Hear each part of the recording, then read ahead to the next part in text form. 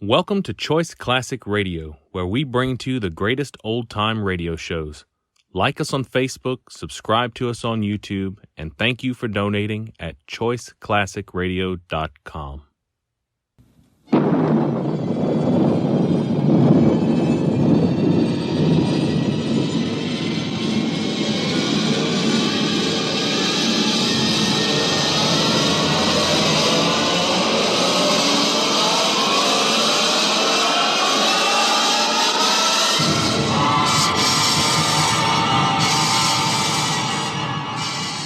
From the far horizons of the unknown come tales of new dimensions in time and space.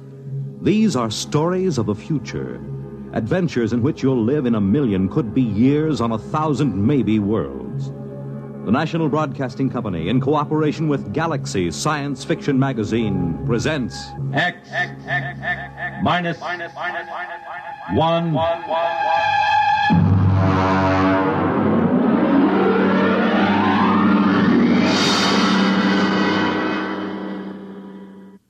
Tonight, End as a World by F.L. Wallace. But first, hear this. When the place is fine and the time is right, when the moon is low and the stars are bright. You make it Pabst, 'cause Pabst makes it perfect. Yes, Pabst makes it perfect. Just as we always have ever since 1844. So next time, you make it Pabst, because Pabst makes it perfect. America's Blue Ribbon beer from the Pabst Brewing Company, Milwaukee, Wisconsin. Yes, Pabst makes it perfect.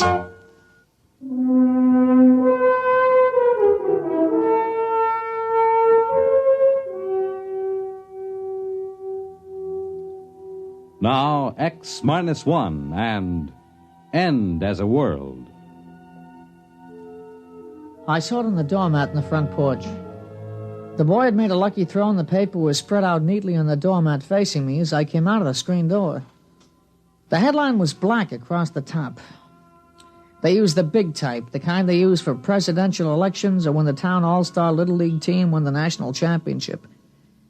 I stood and looked at it through the screen door. I hadn't quite rubbed the sleep out of my eyes, so first all I saw was the little boxes of the screen. And then suddenly my eyes snapped into focus and I read it. This is the day the world ends.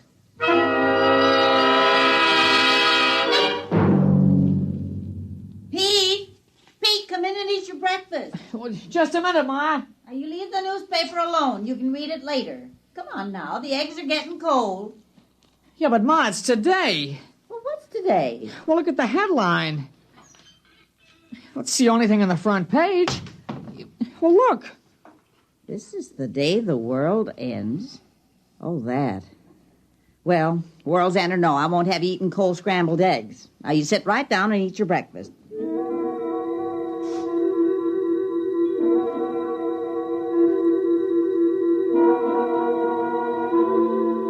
I brought the newspaper into the breakfast table. I turned to the sports page.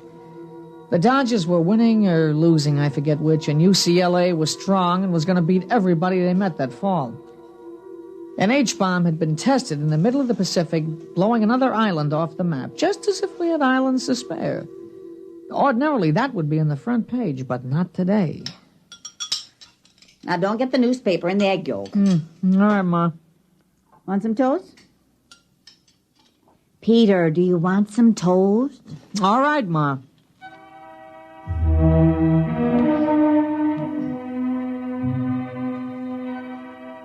It was Saturday. Big things always seem to happen on Saturdays. I ate breakfast and got up. I had the usual things to do, like mowing the lawn, for instance, but I skipped it that day. There wasn't any use mowing a lawn on a day like that. I went out remembering not to slam the door. It wasn't much, but it showed thoughtfulness. I went past the church and looked at the sign that was set diagonally in the corner so it could read from both streets. There it was in big letters, quoting from the papers.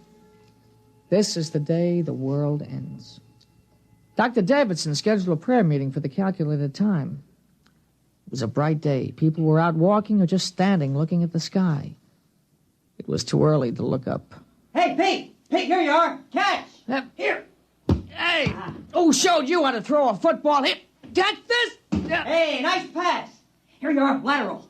I got it. Here, throw me a long one, huh? I'll run out on that button hook. No, look, I don't feel like it, not today. What'll we do? Oh, listen, the new issue of Popular Rocketry came in down at Grover's. Yeah, I saw it. Or we could go down and see Howie. All right. Pete? Peter? Hey, your mother wants you. Yeah, what is it, Ma? Now, don't go too far. I've got some things I want you to do. What? I want you to help me move some trash out of the basement and help me move some of the potted plants around in front. Ma, what's the use of doing things like that on a day like today? Never mind. Now, you come back by 11 o'clock, you hear? No. Come on. Howie's probably down at Grover's. Hey, look at this high hurdle. I'll go right over the sign. Here I go. Olympic star Paul Smithfield.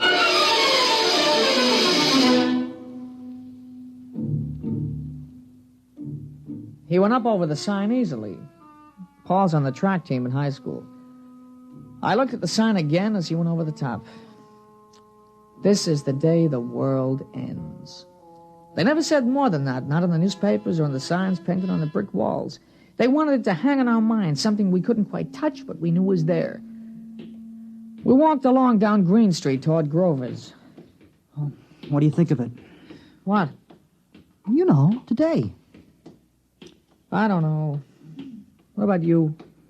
We got it coming. Yeah, but will we get it? I don't know. Hey, look. It's going to be nice and bright today. Yeah, it is now. Might cloud over. Yeah, it won't matter. It'll split the sky when it comes. Hey, you hear the new song? Some disc jockey wrote it. I love you, love you. Hey, it sounds awful. Oh, listen. I love you, till the day the world ends. I love you, till my heartbreak mends. And a lot more guff like that. You know, it seems awful. I mean, making a song on a thing like that, you'd think they'd have more respect. Well, why shouldn't they cash in on it? How about that contest on TV? What will you do on the day the world ends? In 25 words or less. You know, some people would do anything for a buck. Yeah. You think they'd have some, I don't know, some understanding of how important it is. Well, they do. You should see the souvenir stands on Main Street. You know, pennants saying the end of the world, stuff like that. That's disgusting. Grover's has an end of the world Sunday. Joey Tripp had one last night. It was really the end. Yeah, he's a pig. Yeah, it sure is. Boy, it was really something. With nuts on top.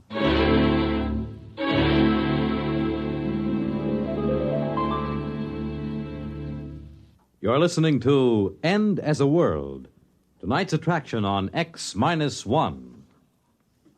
Careful planning and sensible driving add up to an enjoyable vacation trip. There are a few tips from the National Safety Council that should help make your trip a pleasure instead of a tense, nerve-wracking time. Before you leave, have the car given a thorough checkup to be sure it will always respond properly to your careful control. Check the emergency equipment you'll need, such as a first aid kit, keys, permits, identification, flashlight, tire-changing equipment, and your unexpired driver's license. Plan your trip for frequent rest stops with a good night's sleep each night. And then on your trip, pay attention to the job at hand and don't daydream. Stop off the road to see the sights or read the map. Be prepared for winding and straight roads, level and hilly roads, and changing traffic patterns between urban and rural areas. Obey all speed limits, traffic signs, and signals, and keep your distance behind the driver ahead. This vacation is what you've been waiting for all year. Enjoy it with sensible driving.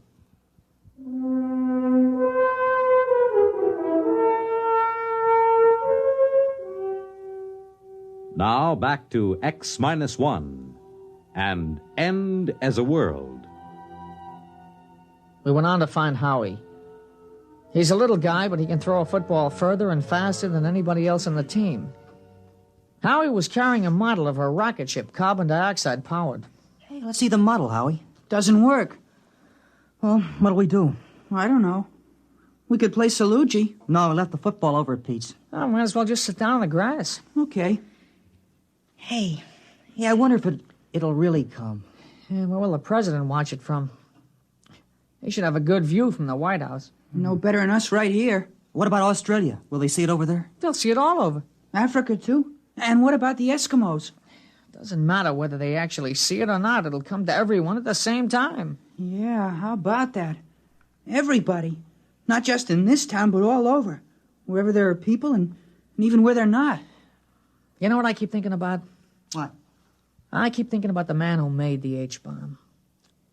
I bet he felt silly and spiteful blowing up an island.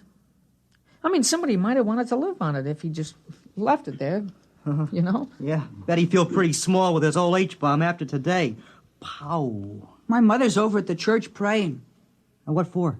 She just said that's what she wanted to spend today doing, right up to the last minute. You know, all the churches are holding prayer meetings. Town board wanted to close up that carnival on Pearl Street. You know, the one with the cooch tent? They said it wasn't dignified for today. They close it up? Mm-mm. The manager said he had his license, and he didn't care if today was the day the world ended or not. He was putting on 5 shows right up till it happens. Funny idea, those girls dancing and then, whoom, it happens. And nobody to look at them anymore. Can't understand people. Shows and lawns and cleaning the trash out of the cellar on a day like this, it just doesn't make any sense. Well, people get used to doing certain things. Yeah, but today? Even today. That's how people are, I guess. Just gotta keep on with what they're doing, even if it doesn't make any sense.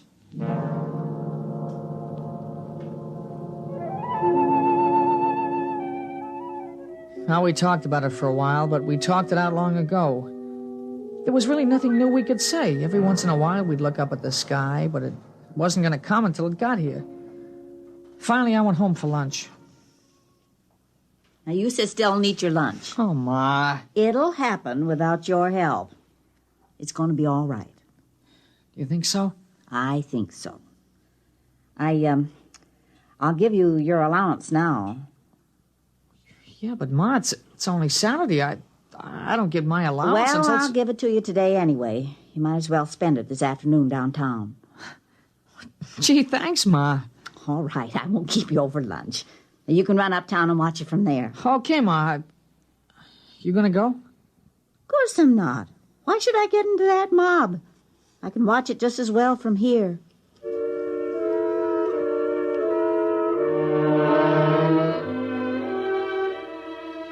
Ma, sure she could. It wasn't the same. Everybody I knew was going to be there.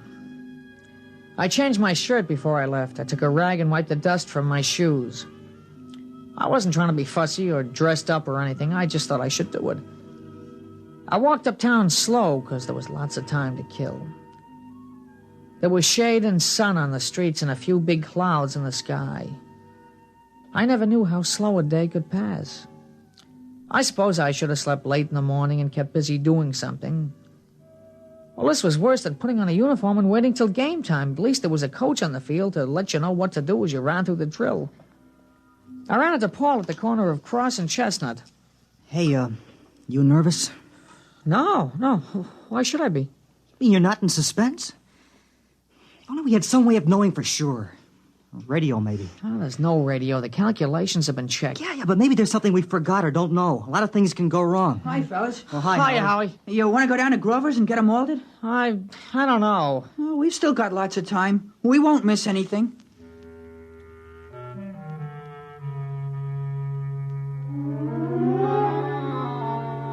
We all went down and had malteds at Grover's. The television was on. They were showing a street in India with people looking up. They flashed all around to Italy, China, and Brazil. Except for their clothes, it wasn't much different from here. They were all looking up.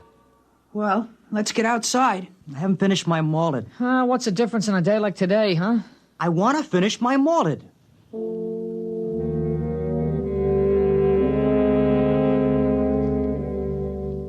Outside, I noticed there was a slight overcast.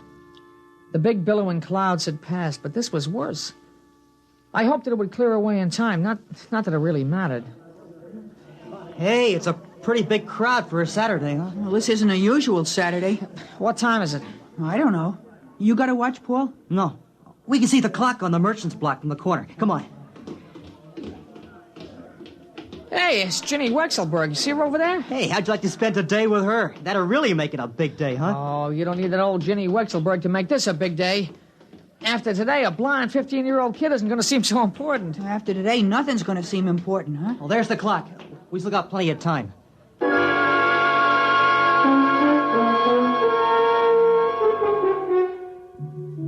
We just walked around. A few other kids from school passed by, and we stopped. It was getting closer. The space between the minutes was getting longer and longer. Hey, I'm hungry.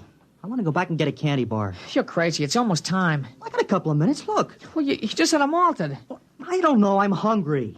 I mean, I got a right to eat a candy bar before it happens, don't I? How can you think about food? It's only 1 minute. Well, all right. I just wanted to get one last candy bar, that's all. You think we could see better if we went across the street? It doesn't make any difference. It's going to be all over the world.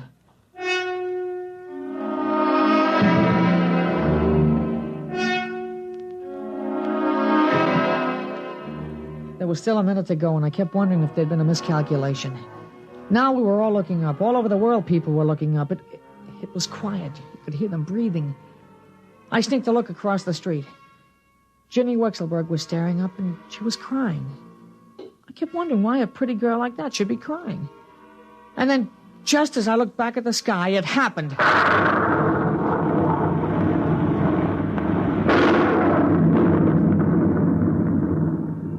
It came, the flash across the skies, a silver streak, the biggest vapor trail there ever was. It went from this side to that side in no time.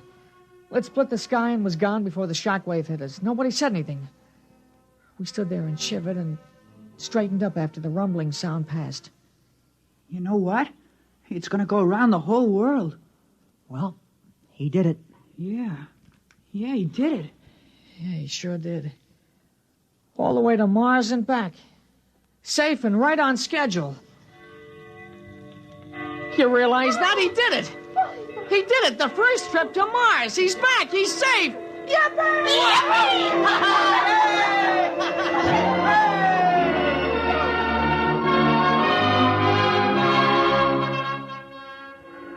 The factory whistles down by the river started blowing. The bells of the Baptist, the Congregationalist, and the Roman Catholic Church were ringing.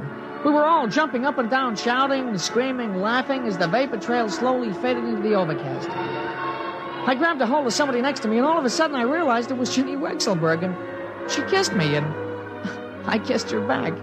And we yelled louder than all the factory whistles. We had a right. It was just like the paper said. This was the day the world ended and the universe began.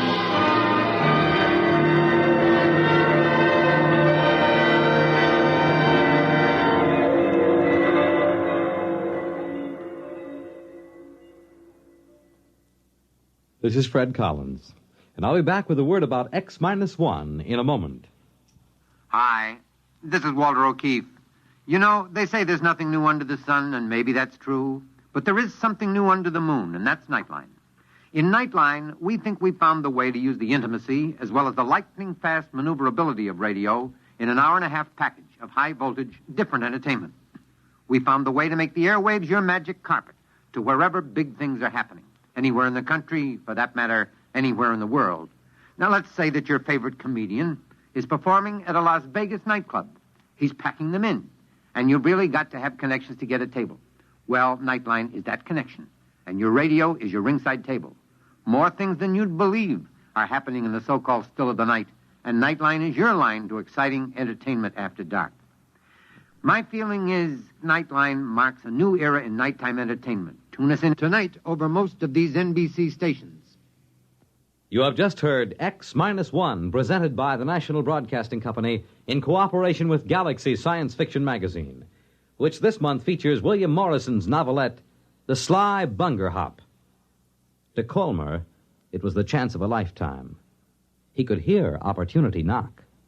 But where in all creation was the door it knocked upon? Galaxy Magazine on your newsstand today. Tonight, X-1 has brought you End as a World, a story from the pages of Galaxy written by F.L. Wallace and adapted for radio by Ernest Kenoy.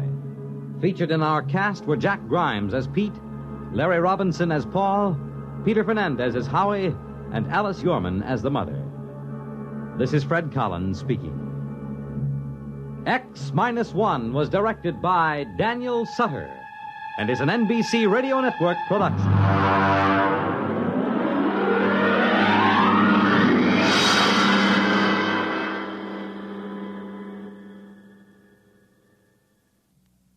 Next week on X-1, another exciting story from the pages of Galaxy.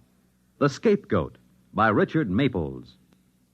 If you saw a big teenaged young bully beating up a helpless old man on the street, what would you do? Try to stop it? Or save your own neck by just walking away? Well, this is the story of a man who did stop it. Of a newspaper reporter who not only rescued the old man, but took him home, hoping to develop a good angle for the newspaper series he was writing on juvenile delinquency. The Scapegoat tells of what happened then, of the terrible threat posed by this seemingly harmless old man to the unsuspecting reporter and his family. Be sure to hear it next week on X-1. Wondering what the weather will be like tomorrow night? Will it be cool? Will it be hot? Will it rain or not? Well, don't give it another thought, because NBC's Monitor has a weatherproof evening plan for you with excursions to 3 world-famous underground scenic spots. You'll go roving with Monitor on a 2.5-mile trip through Marble Cave in Missouri. You'll listen to the music of a stalactite organ in Luray Caverns, Virginia. And you'll visit the historic catacombs of Rome. Between trips underground, you'll hear another merry report on his vacation tour of Europe by comedian Jonathan Winters. And you'll rub elbows with international celebrities at a unique party in Toots Shor's famous restaurant in New York. There'll be music and news, too. In fact, there'll be something for everybody on Monitor. So start your weekend right with Monitor Friday night, and stay with Monitor all weekend long. Nightline takes you to wherever exciting, interesting, and entertaining things are happening. Tonight, over most of these same NBC stations.